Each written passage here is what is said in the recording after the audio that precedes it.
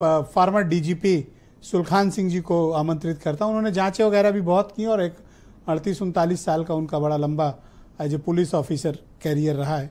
बहुत शुक्रिया आपका सर हमारे साथ जुड़ने के लिए।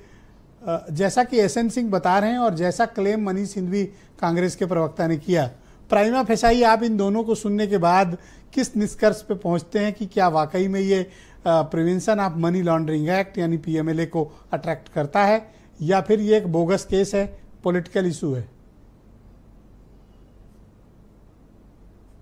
जी विजय जी, धन्यवाद मुझे मौका देने के लिए। ये देखिए, प्रथम दृष्टया मनी लॉन्ड्रिंग का केस तब बनता है जब पीएमएलए एक्ट जो है उसके शेड्यूल ऑफेंस के जरिए कोई पैसा लिया गया हो और उस पैसा या प्रॉपर्टी को फिर सफ़ेद में लाके वो किसी व्यक्ति के चैनल में आया हो पैसा हो।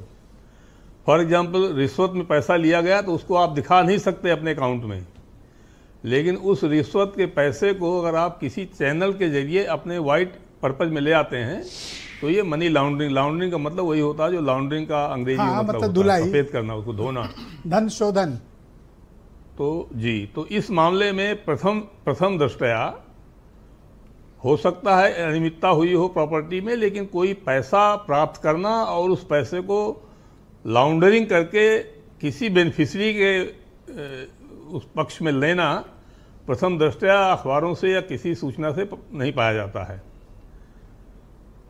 लेकिन मैं इसमें दूसरी बात कहता हूं कि जैसे आपने बताया कि अखिलेश जी ने कहा कि ये एजेंसी कांग्रेस ने बनाई थी, अब होगा भी, वो भी वही रहे। तो देखिए, प्रिवेंशन ऑफ मनी लॉन्ड्रिंग जो है ये बनाया गया था बेसिकली इंटरनेशनल कन्वेंशन के आधार पर, यूएन कन्वेंशन के आधार पर। एग्जैक्टली।